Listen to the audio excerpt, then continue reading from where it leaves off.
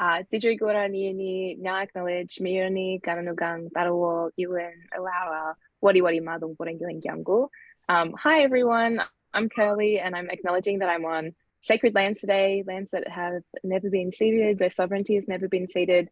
And I pay my respects to our old people here, who have cared for country for all times, for that beautiful Merigong, the escarpment, all the way out to Gadu, the sea, and all of the land in between. And I extend that respect to Mob tuning in, to all of our kids and family, hello, and also to all of the ancestors and elders who are caring for country across all of the nations across Australia. Well, hello everyone, and welcome to the 9th episode of Brisbane Writers Festival's Author-Illustrator series, which is a series of discussions with author-illustrators about their work, their creative processes, and what inspires them to make the magic that they do. So make sure that you catch up with previous episodes, which are all available online through the Brisbane Writers Festival website. It's all very fascinating. And I'm absolutely delighted today to be able to sit down and talk with the fabulous Kirli Saunders, who is just an amazing human being, a proud Gunai woman, children's author, poet, playwright, an award-winning multidisciplinary artist. I swore I was going to pronounce that word correctly, and then I stumbled. Multidisciplinary artist, and an experienced speaker and facilitator, advocating for equality and the environment. Kirli, you're still at the beginning of your career. I think really you've only been at it for a few years, but you've already received a lot of recognition for what you do, for your incredible work. You won the New South Wales Aboriginal Woman of the Year Award for 2020, and in 2022 an Order of Australia medal for your contribution to the arts, particularly literature. And your books have been celebrated in numerous awards, including the Prime Minister's Award, the Queensland, Western Australia, Adelaide and Victorian Premier's Literary Awards, the Australian Book Industry Awards, and the Children's Book Council of Australia Awards. And you were shortlisted for the Kate Chalice RAKA Award as well, to support Indigenous creative artists. So broad recognition for the fantastic work that you do, which is really pretty magical. But I think it might be nice to sort of start at the very beginning, because you often find that creative people have had very interesting childhoods, and I think your book Bindi is firmly based in autobiography, isn't it? Of you growing up on Gurungara country, is that correct? Yeah. Yeah. So maybe you could talk a little about that and tease out, the elements in that were sort of based on real life, Kirli's real life adventures, and then found their way into Bindi. Totally. Yeah, thank you. That's a great question to kick us off. So I was born on Gundungurra country. My family are Gunai people from East Gippsland in Victoria, and on my grand's side, that we go down south, so Gunai, and then Yuin country, and then on my pop's side, we're all the way up into Biripi country, married in around Lapuru, so Dharawal people as well. But I was raised on Gundungurra country, and I spent a lot of time out bushwalking, or we kind of alternate between the beach and the bush for our adventures. And yeah, I was raised riding horses, playing hockey. My brother played rugby, and in a lot of our spare time we'd be out bushwalking. So Bindi captures that childhood and the nostalgia of that childhood. When I wrote it, I was grieving the loss of country, because on Nan's country, Pop's country, Mum's country, where she was born down the coast, and also where I was born and raised, the earth was being affected by bushfires. So that was the 2019-2020 catastrophic fires that so many of us were involved in our homes or our places where we lived, but also that we remember, and maybe that mirror other times in our life too, because as a kid we also had bushfires that came through country. And so I wanted to talk to that reality of being a kid and facing climate change and the impact of bushfires and other natural disasters, and also how we might feel like we could shift things around that if we engage more Indigenous perspectives in the way that we moved in the world. So more working with community, taking care of country, and what that would feel like as a young Black fella, a young Indigenous person growing up on country. And this became Bindi. So it is real and it's fictitious. All of the characters are based on somebody that I know. So they're friends and family and teachers and mentors. Nellie, my horse, had the same name. So there's some things that remain truthful, and yeah, some of the characters have their names have remained intact, and others they've been changed, but the essence of them is all the same. That's a lovely tribute to them. Yeah. And do they know that they've been immortalized? Yeah. Yeah. I actually, it's very funny in my family. They'll when something happens, they'll message me and be like, "Don't put that in the book." But yeah, I mean, I checked in with all of them, and it was lovely actually having these nostalgic conversations with childhood friends. And do you remember that time we went bushwalking or yabbing, or this thing happened? Can I put that in a book? What name would suit you best? Yeah, and we were so lucky to grow up on a street where we had our friends at 3 or 4 houses up and down the street. And if our parents couldn't find us, they would call that friend down the street. "Oh, have you seen the kids?" So we grew up like that. Raised in a community, and a lot of time spent outside, and it was really special to bring that into Bindi. So it sounds like there was a real combination of sort of security and freedom, like a sense of sort of belonging and being connected, but also just being able to explore and kind of go out. Yeah, totally. Yeah, and I think we're really lucky to have those experiences, and I think to be able to reflect on the bigger things happening, the fear of happening around you in that moment, when you're a child and you're experiencing bushfires around you or a natural disaster around you, was a core factor of that. I wanted it for Bindi to feel like she just had an everyday kind of normal kid life, but there was this thing that collectively her community were experiencing, because I wanted to write for our kids who were going through that during the bushfires.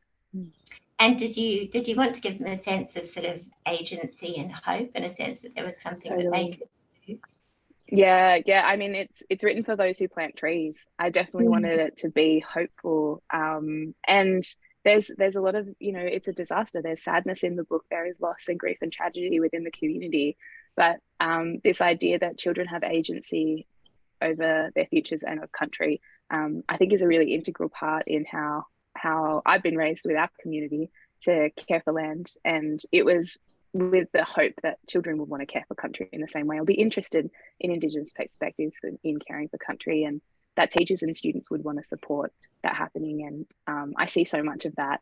The book centers around a black cockatoo, and the reality is that those birds only eat one food source, and that's the she-oak, and they nest in 100-year-old trees. And when a bushfire comes through, they wipe out the she-oaks, the allocasuarinas, and the nesting trees also become affected.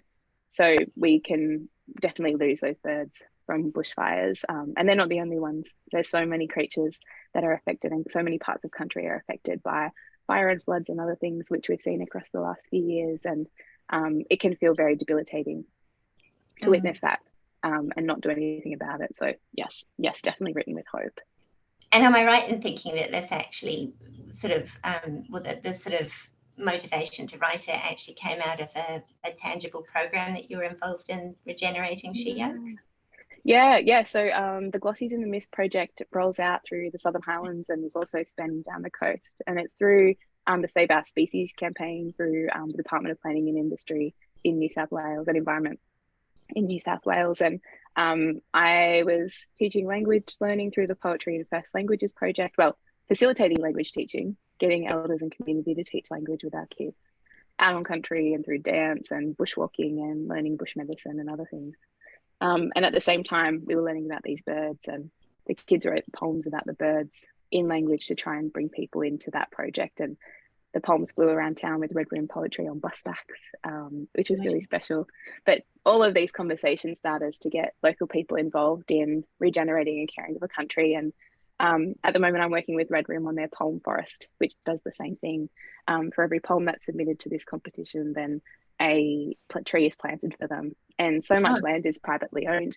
So we've been regenerating a lot of privately owned land. And yeah, it feels really good to feel like writing can be a tangible physical thing that has impact out in the world beyond your readership. Because it can feel, and you know this too, Sarah, that it can feel quite lonely while you're sitting there at your desk scribbling away, you know. So it's nice when I get to go outside and plant trees with kids, actually plant them, or when the projects that I'm involved in support the planting of them, like the poem forest. Yeah, and if you're a teacher listening, there's great resources available through Red Room Poetry's Poem Forest Projects page, so go check them out too. That was actually one of my next questions, is getting people involved. That's brilliant. Yeah, so it's sort of, I mean, writing can be quite, well, creating it can be quite an isolated experience, but it can also feel a bit privileged sometimes, and like that sort of, you don't want to be off in an ivory tower, like you've kind of, your creative life seems to be very much kind of tied into the idea of giving something back, a sense of responsibility and caretaking, and sort of would it be fair to say that you sort of feel a bit of a responsibility in the role to sort of carry knowledge and pass it on and share it? Yeah, 100%. Yeah, and I think that's the role of the storyteller. I mean, culturally that feels right. The role of the storyteller is to our stories, our dreaming or creation stories have been stories that hold morals or teaching. There's knowledge and knowledge of country and relationship between country and people and spirit are tied into these stories. And so being a storyteller means I feel that I've got to continue to teach them. But also, I guess, through all of my different practices, I create to connect to make change is my underpinning reason for doing what I do. And so it doesn't matter what medium I take, if it's art or writing or anything else, that I want to make sure that I'm bringing people into a space of connection so that we can shift perspectives or change attitudes and make the world a better place. That's brilliant. And in terms of getting your message out there, and actually this type of storytelling that you're doing there, and I mean, this is a series that's for Author-Illustrators. I think those labels are possibly a little bit limiting when you look at your body of work, because you work I mean, you're a multi-disciplinary artist, which I said correctly this time. Nailed it. And so your storytelling is just really fluid in terms of medium and the way that you shape what you're doing. I mean, you're a writer and a poet, obviously, but you're also you kind of work with printmaking, painting, fiber, like really traditional kind of hands-on earthy organic sort of materials like fiber and weaving, but then also very comfortable in the digital realm and filmmaking and things as well. So I mean, it seems like and like it looks like you also if that you collaborate with people who can take your work into an entirely new medium very, very freely too. So it seems to me that for you, it's more the message than the medium. So do you want to tell us a little bit about that and the sort of scope of your body of work and the sort of areas that you've taken it into, and why? Why did a particular medium feel right for a particular idea? Yeah, I think it's the medium feels like the vessel to carry the idea, right? And I think you wouldn't I mean, you can drink cold water from a mug, but maybe it's nicer in a glass. And the same for tea, like tea feels better in a nice snuggly cup, doesn't it? So the finding of the medium feels somewhat organic, but it can also be shaped by the project. So a few weeks ago, I was down at Bundanon Trust creating a possum skin cloak, which is a traditional cloak for telling stories. The stories are painted on the inside and burnt onto the inside with ochre and burning rods, and it's 40 pelts that are all stitched together. So there's something like that that's created in collaboration and community to tell stories that can only exist in that format with those women, and that was beautiful to create with Anya Loretta and um, 10 other people in our community on the South Coast. So Nice. that one becomes this talking to this artifact, this comfortable cloak, this wearable art that we get to then go and share the stories from in collaboration and in community through yarns. And I love that. Or it can be something more digital. So I worked with Google and the Sydney Opera House and Magabala Books and Kamsani Bensala, and we created a voice to art digital installation, which, as you spoke, an alphabet derived from Cam's artwork unfolded in real time using 8 projectors in the Sydney Opera House tidal space. So it depends on the day and depending on the project, what we're coming up against. But with something like that, you know, being able to make the ephemeral, tangible through Cam's art and merging together his art making with my storytelling. I mean, he's a storyteller as well. He's a writer as well. But bringing that together in a way that felt true for both of us as Blackfellas in conversation felt, and in something that would be there and then gone again. So real time, it felt really important to do it that way. I've had other artworks that are painted onto fenders and installed in murals or wearable art. That's Fender guitars for anyone who doesn't know. yeah. So yeah, I think it depends on the project, but also the kind of story that we want to tell, and who's involved in the storytelling, who it's for. You know, I as a teacher, I will always love books, and I'm really interested in seeing how literature, the idea of literature, can become multimodal and accessible for more and more people, depending on the modes and mediums that we use. Speaking of multimodal literature, I mean, we had a session with the fantastic Matt Otley a couple of, last month before? Yeah. Yes. How good's Matt?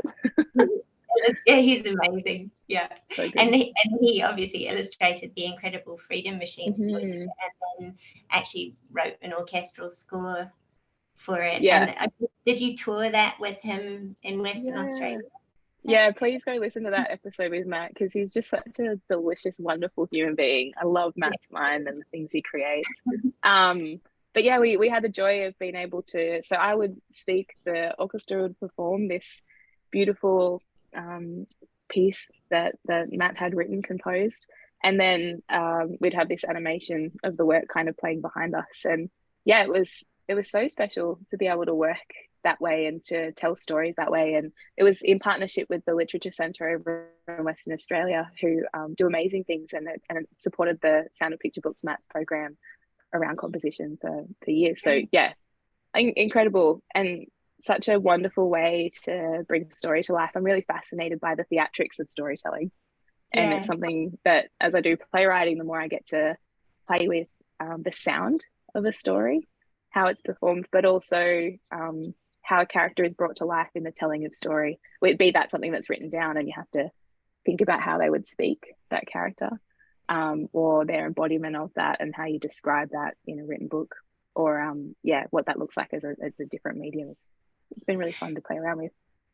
And how was it for you seeing the way Matt interpreted your words and taking that? Because I think that poem, I remember you saying you wrote it in a day. Is that correct? So but it had been a long time percolating, and it actually came out of so the Impossible Freedom Machines we're talking about here, and it originated as a poem, then became a children's book. And am I right in thinking it sort of came out of your response to being in quite a dark place at one point, and then it was a kind of an exorcism of that almost? Like somewhat. I was riding my motorbike as an antidote to experiencing anxiety and depression, and it just became this beautiful freedom machine in my life, this incredible freedom machine. And I loved the adventure. And while I was riding around, up and down the coast, Barrawal, Yuin country, southeast coast of New South Wales, I just found myself feeling this story kind of bubble along. And then one day I sat down and it just, jumped out. And I sent it to Matt, like, dear Matt, be my illustrator. and he did. He wrote back months later saying, I'd love this. Yes, let's go. And we took it over to Beck Young, who, go read her books. She's magical, at Scholastic. And yeah, she turned it into this work. But Matt didn't know that it was a motorbike when he did the illustrations. And I'm glad, because they're beautiful. And he hates motorbikes. He hates the sound of them. And so the illustrations and the composition don't mirror a motorbike, but they kind of bring together all of these different machines in a really beautiful way. And yeah, he's just so talented. I loved working with him. Sort of picked up on the metaphor within your and then yeah, it must be really interesting to see. I mean, given that it wasn't prescribed for him, and that's just his sort of visceral response to the words, does it kind of make you see your work in a different way when people do that? Yeah, totally. And I think that's and you'd know this as well, you know, being an illustrator, that there's this joy in being able to work with other people in telling stories. And I love so much that I get to work with people like Dub Leffler and with Matt Otley to create works that feel really responsive to an idea without being mine, you know, that there's these kind of parallel stories in the text and the image that feed into each other and tell a whole other story. Yeah. Actually, we've had a chat with Dub as well earlier in the year, so you can go back and see his interview. But he was talking about the decision to in Dreaming, which is your latest book, which is just recently released, isn't it? Last month. Absolutely beautiful. And so I'll get you to. But he was talking about the decision to represent characters in that book as echidnas rather than humans. Which it's perfect. So what did you think when that sort of started to eventuate? To me, it's a perfect interpretation of. So the book is about Ganigalang or Dui, the dreaming. This concept of the dreaming as specific to every nation that you visit, every First Nation, and it's based on Gundungurra country and has Gundungurra language included.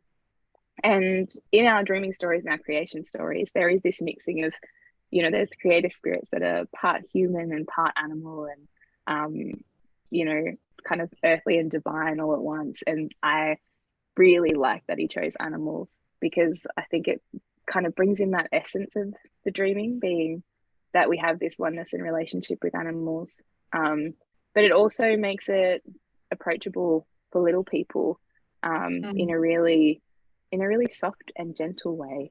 And you go on this walk, you know, with a baby echidna and a bigger echidna, and the two of them are yarning, and while they're walking, they're learning about the dreaming. And I think it's the perfect depiction. He's so magical. I feel really lucky to work with Dub. Yeah, it's a lovely sense to interpret. It's beautiful. So while we're on the subject of collaborating, I mean, we sort of mentioned Traces at the Opera House, but I'd really like to go back to that, because that looked absolutely fascinating. I'd love to hear a little bit more about, you know, what that was like for you and how it came about. So it was a collaboration with Google Creative. Well, Google Creative Labs did the sort of AI digital sort of engine that drove it. But I find it really fascinating that like the software that they created is actually responsive to the spoken word, isn't it? The pitch and the timbre and the intensity of it, and so it actually reacts to the speaker within it. Is that correct? That's right. Yeah. So it's yes, imagine yourself standing in a room. It's maybe 50 meters. It's an oval shaped room, and you've got timber all the way up beside you, and the top of the ceiling is all blacked out. And within that ceiling are 8 projectors that you can't see. But as someone at the front of the room speaks, based on the pitch and tonality and the intonation of their spoken word, a work unfolds in real time above you. And the work derives a palette from the east to west of arc of the sun across country. So you see different terrains. You go from saltwater and to rainforest into desert, and then alpine regions as well. And then that switches again, desert and coast, as you're moving across country. It's sort of a journey. Yeah, yeah, you're moving with the sun. Yeah, and Beautiful. you're following the passage of time while a work is being spoken. It can also be that you might change the work to start at the country that that person's from. So this week we recorded it with Nadi Simpson and Tila Reid, and so we picked parts of their country and said, right, we're going to start the color palette from where you are, so that this work mimics your voice and your country as you're traveling. And I really love that. But if I spoke the same work twice, the artwork would respond differently each time. So it's regenerative, and yeah, it's randomized. So no work appears twice, even if it's the same one, which I love. And yeah, it responds to song. Nadi sings in her piece, and Dub also performed and had bird sounds in his. And yeah, there was just it responds to all of those sounds as well. It can pick up on lots of different things. So it felt like our ways of telling stories, you know, almost mimicking sand drawing, like the way that we would sit down to yarn and draw and talk at the same time, except it's happening above you digitally. And it was born out of the pandemic. You know, Cam and I was in lockdown. West Coast was still open, so Cam was living his one wild life. But we were thinking about how do you bring country inside when you're in lockdown, or how can you access country when you're separate from it? Which living on in our country is a big part of who we are, and country informs all my work. So yeah, it felt like a delicious exploration of those concepts that we settled on with Traces. And it's lovely that that you've actually sort of created a space in which other people can perform and share their work as well. It's brilliant. So it becomes a real we had Dub, Nadi, Tila, Jasmine Seymour, Dakota Fira, and who am I missing? Dan Browning and myself come and read stories, and Cam read a poem as well. Cam Sunny. Yeah, it was a beautiful night. Yeah, that's brilliant. And so how was that idea born? Like who kind of kicked it off? Was someone you, or was it it was so Magabala reached out to Cam and I, and Google and Magabala conversed with each other, and then we all got to sit together in this series. You know, it happened over like years of creative development meetings with the Creative Lab, and they're just such a rad group of humans. So we got to work with some of the country's best tech designing people. Wow. and graphic and visual designers from the ground up, sort of helping. We got to play around with like concepts or ideas. What's this idea you want to bring together, and then what does that look like as a tech response, and how can it mimic the ways that we would want to yarn and spin stories? So yeah, it was really fun to imagine and create. Yeah, that's really special. And kudos to Magabala. That's a really great initiative for a publisher to kind of kick off, isn't it? It's sort of they're doing some amazing stuff. Yeah, that's very cool. Do you have anything else like that in the works, or is that I'm this week I pitched a design for a library space, so I'm just waiting to hear back about it. But playing with technology is someone recently said, like, Kirli, do you have a lane that you stay in? I'm like, no. I love to dip my toes in all the lanes and see what happens. And it's really fun being a beginner and not understanding the rules, I think, of a particular medium, because it means that I can break them without feeling like I've disrupted, years of teaching. So you're not subscribing to the first, you must know the rules and then you can break them. No, like sometimes I don't even know the rule. Like I know where the boundary is, right? I'll know that this job, these are the parameters of limitations. But I love to try and stretch and see how far we can go within that. But what if we just change this one element? Then what? So yeah, at the moment I'm playing around with this idea for installation. I've been doing some sculptural poems, which are really fun too. And I've got to keep chipping away at all of the other writing projects that have been bubbling away in the background. So I'll play a Bindi sequel predominantly. Yeah. So the Bindi sequel's underway. It is, yes. Really? The bones have been chipping away at it. Yep. It'll focus on floods. Right. Yeah. Is that the only spoiler that you can That's it. That's all you're getting. So when should we Yeah. look for that one to come out? It should be, I think I'll have finished writing by about halfway through next year. So yeah, I don't want to rush it, but I am enjoying, being back in Bindi lands. Yeah. Yeah, and moving in nostalgia, and also thinking about, like, I mean, it's pouring. I'm not sure if you can hear it. It's absolutely pouring where I am at the moment, and it's set to for the next, week or so. And I know that lots of mob who are living in flood affected communities are also looking like they might experience the effects of continued rain and perhaps flooding again. So yeah, I wanted to write a book that responded to the floods that we've experienced, particularly our family up in Bundjalung country and further south as well. Yeah, something that spoke to that. Brilliant. And the irony is we do seem to be just sort of penduluming between fire and flood at the moment, don't we, with a little bit of plague thrown in the mix. Yes. It's biblical. It is. We just need the locust. Yeah. But yeah, that's good to hear that there's a second one coming. And is Wood be illustrating that one again? Oh, nice. Yeah. That's lovely. And in terms of what was I going to ask you about next? There's so much I'm interested in about your kindred. That was what I wanted to get onto next, because you have no, returning. That was what I was interested in, because I was thinking about pushing boundaries and the whole multimedia thing. Yeah, so with returning, that's a collection of 45 poems, isn't it, that will be produced as a book? I think it's more now. I'm not sure. I've lost it. Well, it's kind of, I think it's like an artwork, right? You're like, how do you know when you're done? I don't know. It but yeah, it's poetry with, so they're visual poems. Some are ekphrastic, so a poem was written in response to an artwork, and others are reverse ekphrastic, where I started with the artwork and wrote the poem in response. And some merged text and visuals together in one piece. But yeah, I had an exhibition in the back of 2021, which was so fun to create. And then those artworks are going to sit inside the book with the poems that they were based around. And they span painting and printmaking and some digital works as well.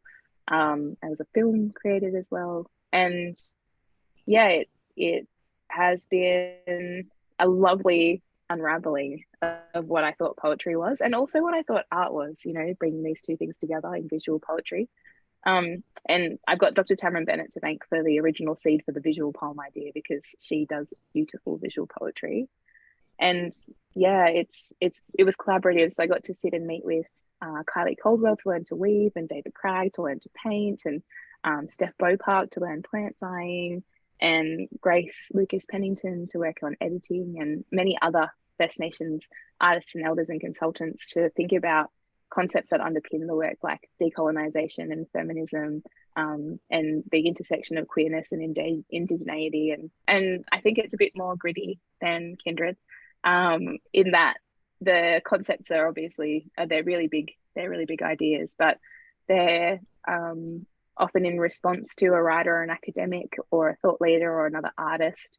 And yeah, they weave together kind of the grief and the sadness of the experiences around gendered violence and climate violence, and what it means to be a Black queer woman living in Australia, but then also the healing and the joy, and the Black joy that exists within those spaces. So yeah, I'm looking forward to it being out in the world, and even having this yarn, I'm like, I've got to go finish those artworks. So you're giving me the push, Sarah. Yes, go do it. But that's a brilliant process. Sort of underpin a collection of work, isn't it? Yeah. I mean, especially if you're talking about healing and finding joy within all that grief, to actually go out there and collaborate and learn from people who are sort of experts in their field and with particular techniques, and to kind of bring everyone together to have a stake in it. It's a lovely way to kind of underpin it and make it even bigger than what it is.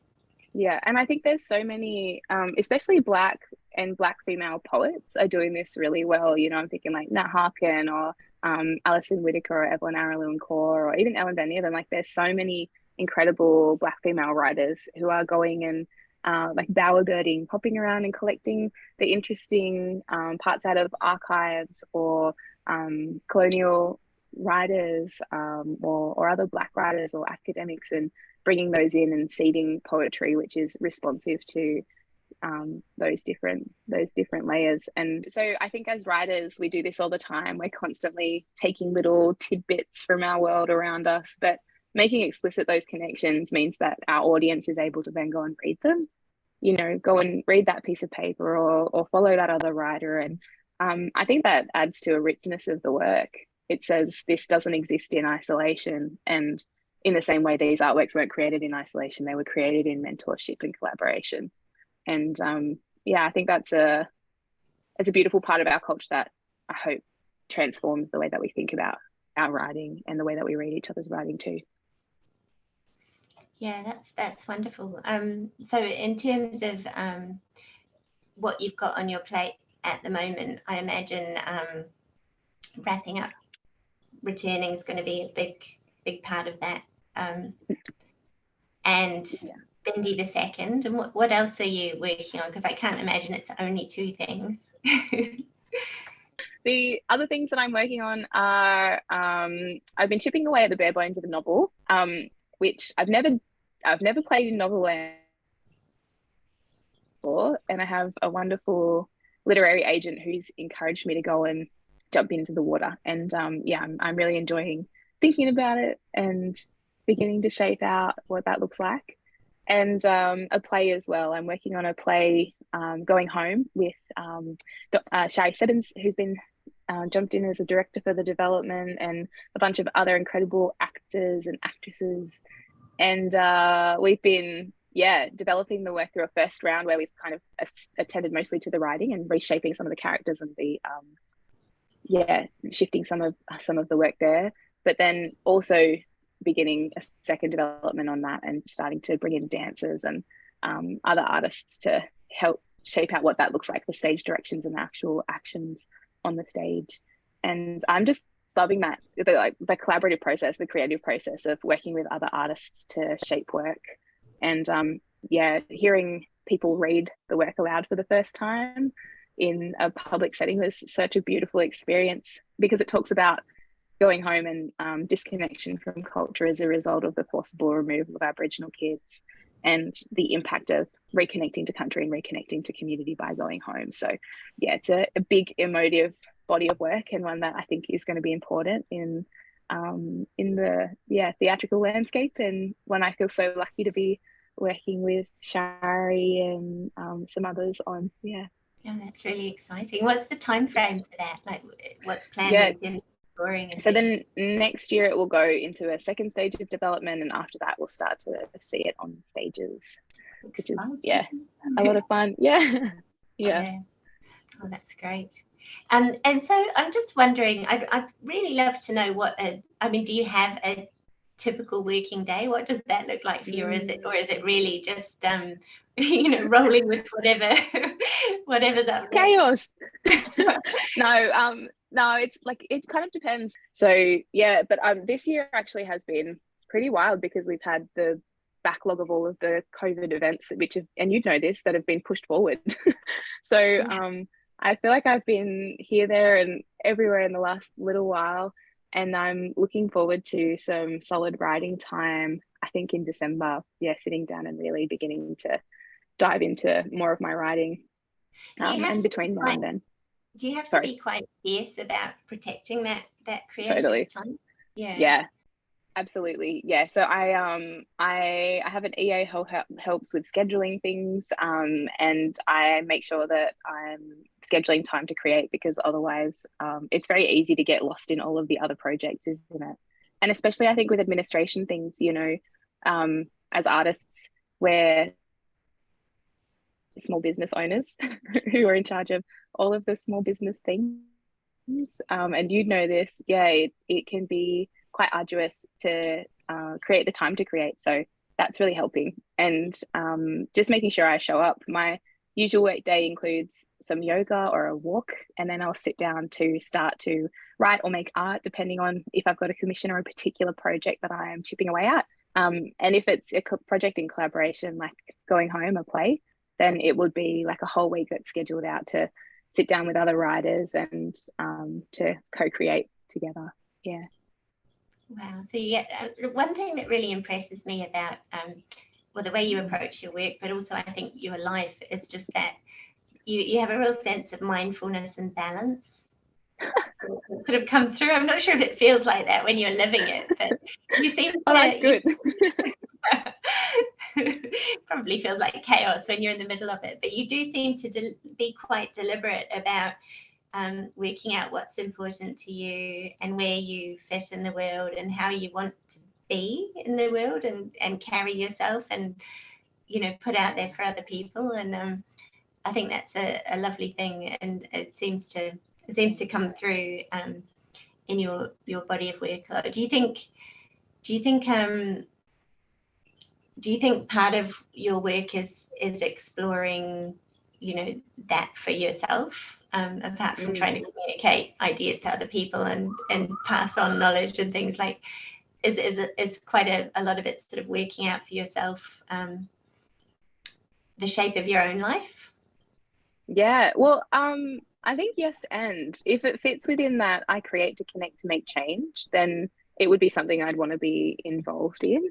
And then it's kind of prioritizing what existing projects are there, how does it fit alongside my ability to create more. And I've noticed that, you know, in the last few years, the time to write has been maybe more because we've been in lockdown, and coming back out into the world and having to mix up events with, and, you know, physical present things where you have to be there for a thing versus the time to create, then I'm having to be a bit more discerning about what I can and can't take on, and that's hard because I just want to play with all of the fun creative humans and be involved in all of the events.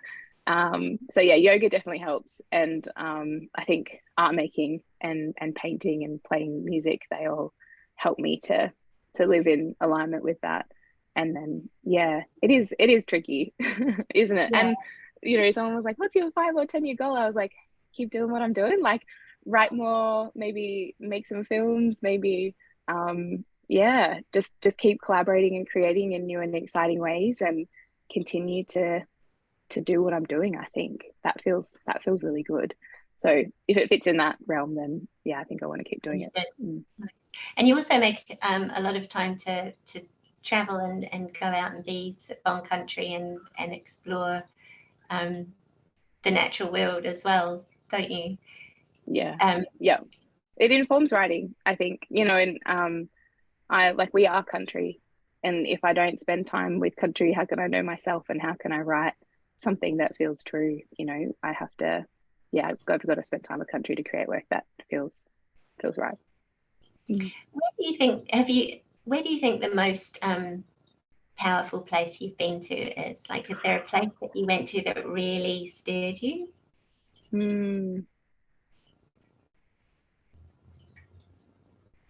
I think there's this interesting idea of country being like, of there being sacred places, and not that all country is sacred. And there's definitely places that I've been to where I'm like, wow, that's mind blowing. But I think I find those places regularly, and so I feel really lucky that they're nowhere and everywhere. But one place that feels really important is the sea. There's a lot of beaches that I love to surf at, and I'm constantly grounded and astounded by the ocean because I love to surf.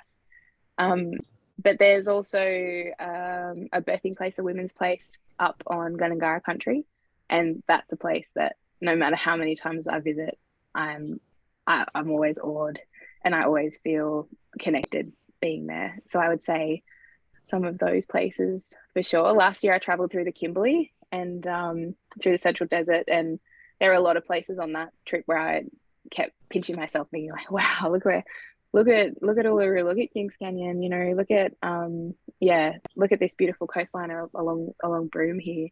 And they felt really special while I was there as well. But I'll always get pulled back to the East Coast. I'm always getting called home, and home feels pretty good, all that saltwater country. Nice. And I mean, that obviously finds its way into the imagery you use in your writing and the sort of power that comes from that. But also, I've seen some incredible landscapes that you've painted as well, and some beautiful sort of traditional, and yeah, you've got quite a few of those on your Instagram, I think, haven't you? Just really, really powerful use of color and sort of. Do you kind of do that sort of? Do you have like a sort of a? I mean, is painting part of your regular expression, or is it just when the whim takes you? Or I think it's when it takes me. Yeah, if I'm going to sit down to make something, I love to sit to weave. I'll quite happily just sit there with some nice twine or plant and sit there and use my hands. So that feels very peaceful. But painting and drawing were particularly important while I was traveling during COVID and while we were going through the Central Desert and out West Coast, because I couldn't carry much. I had a pack. I couldn't carry much in my pack, and my iPad could go with me. And so I was doing a lot of sketching and painting and drawing on my iPad, and then could take all my paints with me, but have them, just in a little side panel that you tap on. So yeah, that feels really good. I actually haven't made nearly enough time to sit down and paint just for joy lately, and this feels like a really nice call into that, so thank you for that offering. And I want to go do that.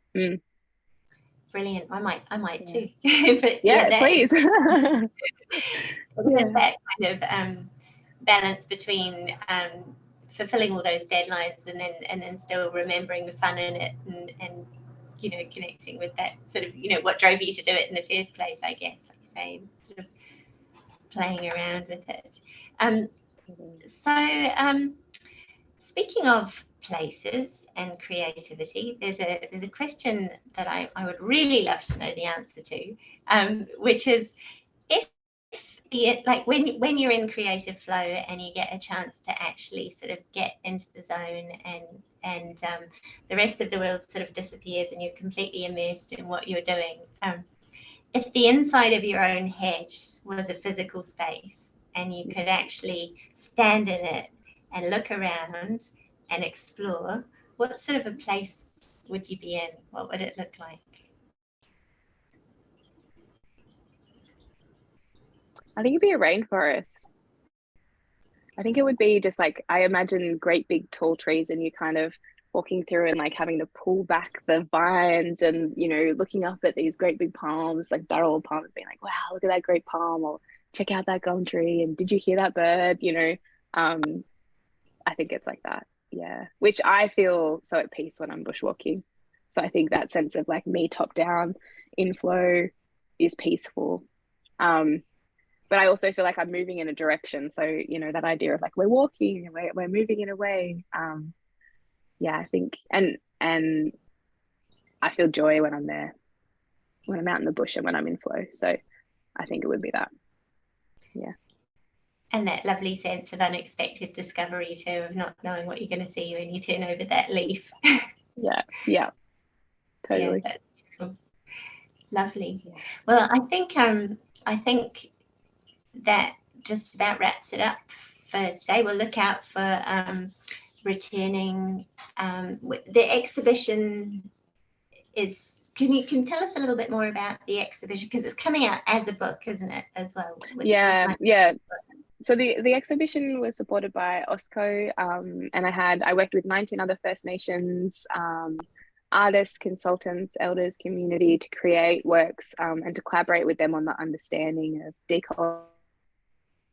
decolonization and identity, essentially, to create works that spanned many mediums and that would be visually depicted, hung in a gallery. And then the poems from those are what's going to be in the book alongside those artwork, so they'll kind of sit side by side, and we don't fully know what that looks like yet, which is really fun.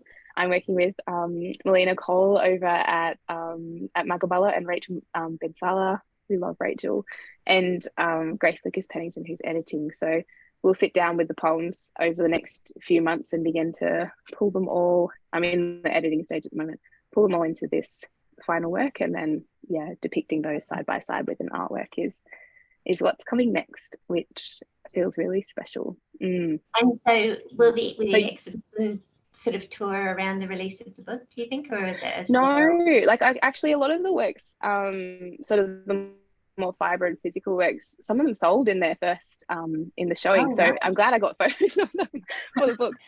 But there's still some digital works available. You can jump on my website if you wanted to check those out. And yeah, it will be the book that will be the poetry, which will be sort Lovely. of touring, I suppose. And will that be sort of late 2023? Do you think that we can look for that? Yeah. Yeah. Mid to late. Yeah. Looking out for that, and Bindi too, and this new play. Yeah. Which will all be coming out around the same time, it sounds like. 2023 is like, you know what, at the moment my calendar's wide open and people keep being like, hey Kirli, can I? And I'm like, oh, I don't know. I don't know what 2023 is going to look like. Yeah. It's going to be a big year. Yeah. Yeah, well, I wish you all the best. It's been an absolute delight talking to you. So thanks so much for being so generous with your time. Oh, thank you. And thank you for battling with technical issues. Oh, yeah. And Didrigura Ni for Nanangulo with me. Thank you for walking and working with me. It's always a treat when we get to hang out. And yeah, it really is. We need to catch that real-time meal real soon. And yeah, thanks for everybody for tuning in and listening. I appreciate you. Thanks so much. Bye, Kirli. Thank you.